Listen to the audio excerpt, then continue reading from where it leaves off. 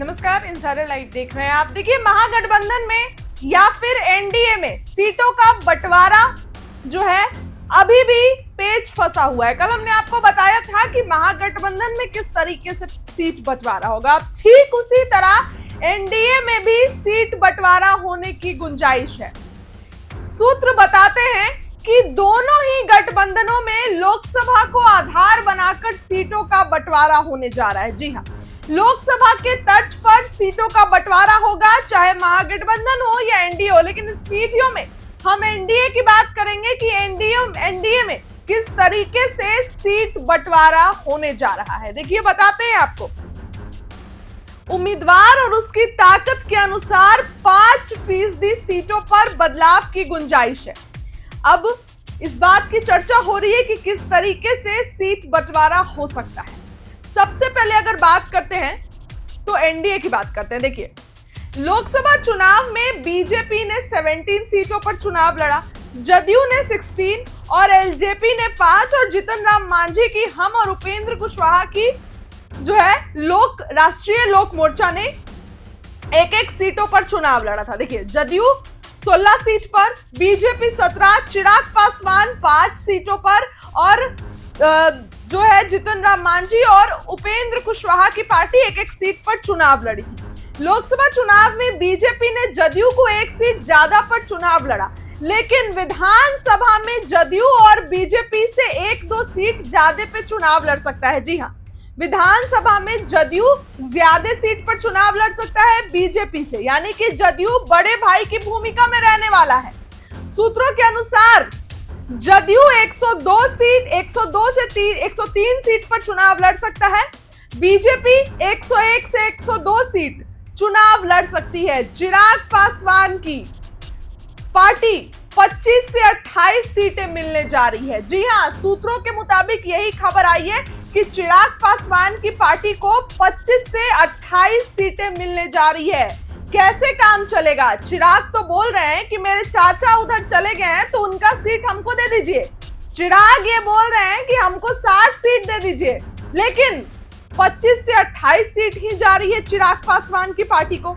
इसके बाद अगर बात करें तो जीतन राम मांझी की हिंदुस्तानी आवाम मोर्चा को 6 से 7 सीटें जा रही हैं। जो जीतन राम मांझी ये कहते हैं कि हमें 40 सीटें चाहिए, हमारे कार्यकर्ता चाह रहे हैं कि हम 20 सीटों पर जीत के आए, उन जीतन राम मांझी को 6 से 7 सीटें मिलती नजर आ रही है। उपेंद्र कुशवाहा की बात करते हैं, महज 4 से 5 सीट। पार्टी सूत्रों से तो जानकारी आई थी कि 25 सीटें मांग रहे हैं उपेंद्र कुशवाहा, लेकिन नहीं, उपेंद्र कुशवाहा को 4 से 5 सीटें मिल रही हैं, जीतन राम मांझी को 6 से 7 सीटें मिल रही हैं। अब देखिए, पिछली बार की बात करते हैं। बीजेपी 110 सीटों पर चुनाव लड़ी, जिनमें से 74 सीट बीजेपी को जीत मिली। जदयू 115 सीट पर चुनाव लड़ी, लेकिन महज 43 सीट जीत कर आई। हिंदुस्तानी आवाम मोर्चा ने 7 सीटों पर उम्मीदवार उतारे और 4 सीटों पर जीत मिली। अच्छा खासा परफॉर्मेंस था इनका। विकासशील इंसान पार्टी उस समय तेजस्वी यादव के साथ नहीं थे, बीजेपी के साथ थे और 13 सीटों पर उम्मीदवार अपने उतारे। बीजेपी ने अपने कोटे से 13 सीटें दी, तो उसमें से 4 सीटें जीत कर आए थे। दोनों गठबंधन में इस फॉर्मूले में पार्टी के उम्मीदवार और उनकी ताकत को देखकर सीट एडजस्टमेंट में 5% बदलाव करने की गुंजाइश रखी जाएगी। अब सवाल उठता है कि आखिर लोकसभा का ट्रेंड से क्या फायदा हो सकता है। अब लोकसभा के तर्ज पर सीटों का बंटवारा होगा तो इससे क्या फायदा होगा? देखिए, अगर लोकसभा चुनाव के रिजल्ट का ट्रेंड विधानसभा में रहा तो 15 साल बाद एक बार जदयू फिर से बिहार विधानसभा में सबसे ताकतवर पार्टी के रूप में उभर सकती है। वहीं सबसे ज्यादा नुकसान आरजेडी को हो सकता है।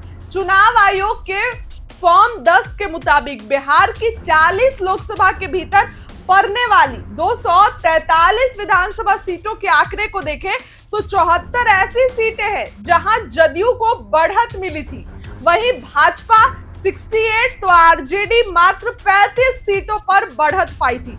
चिराग पासवान की पार्टी विधानसभा की 29 सीट और हिंदुस्तानी आवाम मोर्चा की 6 सीटों में बढ़त थी। महागठबंधन में आरजेडी के अलावा कांग्रेस 12, माले को 12 सीट पर बढ़त मिली थी। वीआईपी और सीपीआई एक एक सीट पर बढ़त में थे, 5 सीटों पर निर्दलीय आगे रहे थे। तो कुछ इस तरीके से सीटों का बंटवारा होना है। एनडीए में हमने आपको बता दिया कि बीजेपी से 1 सीट ज्यादा पर 2 सीट ज्यादा पर जदयू लड़ेगी। चिराग पासवान को 25 से 28 सीट, उपेंद्र कुशवाहा को 4 से 5 सीट और जीतन राम मांझी को 6 से 7 सीट। ओवरऑल सीट बंटवारे का फॉर्मूला यही होने वाला है, इसी फॉर्मूले पर सीट बंटवारा होना है। अब देखिए, नाराजगी तो होगी क्योंकि चिराग पासवान बोल रहे हैं भाई मेरे 5 सांसद हैं, पूरा स्ट्राइक रेट दिया है हमने, तो कैसे सीटें कम मिलेंगी हमें। लेकिन सीटें इसी तरीके से जो है वो बंटने जा रही है। नीतीश कुमार की पार्टी जदयू को ज्यादा सीटें मिलेगी, बड़े भाई की भूमिका में रहेगी नीतीश कुमार की पार्टी। ओवरऑल यही आंकड़ा होने वाला है। अब देखिए, चुनाव आने में ज्यादा समय नहीं बचा है। ऐसे में सबसे पहले अगर बात करें तो ये जो चुनाव आयोग का मुद्दा है, इस पर विपक्ष हमलावर है। कल 9 तारीख है, कल राहुल गांधी, तेजस्वी यादव, ये सब लोग पटना की सड़कों पर दिखेंगे और देखिए बड़ा ऐलान करेंगे, तमाम चीजें हैं। ऐसे में तेजस्वी प्रसाद यादव और राहुल गांधी कल सत्ता पक्ष को खुली चुनौती भी देने वाले हैं। फिलहाल सीटों के बंटवारे के बारे में हमने आपको बताया कि एनडीए में क्या कुछ होने वाला है। नीतीश कुमार की पार्टी जदयू इस बार भी बड़े भाई की भूमिका में रहने वाली है और लोकसभा के तर्ज पर ही जो है वो सीटों का बंटवारा होगा। हमने आपको ये भी बताया कि लोकसभा के तर्ज पर क्यों होगा, क्या कुछ जो है इसके कारण है। कल हमने आपको बताया था कि महागठबंधन में किस तरीके से सीट बंटवारा होगा। इसके साथ ही लोकसभा चुनाव का रिजल्ट विधानसभा में वैसे ही रहे ये जरूरी नहीं है। जी हाँ, विधानसभा चुनाव के मुद्दे और नतीजे लोकसभा से बिल्कुल अलग होते हैं। 2019 लोकसभा और 2020 विधानसभा के नतीजे इसका उदाहरण है। 2019 लोकसभा की अगर बात करें तो बीजेपी 17, जदयू 16 और एलजेपी 6 सीटों पर जीती थी, यानी कि 40 में से 39 सीटों पर एनडीए का कब्जा था। महागठबंधन में शामिल पार्टियों में केवल कांग्रेस 1 सीट जीतने में सफल रही, राजद का खाता ही नहीं खुला था। लेकिन इस बार लोकसभा जो है उसी के तर्ज पर सीटों का बंटवारा होगा और लोकसभा के तर्ज पर जो है वो सीटें दी जाएंगी अपने घटक दलों को।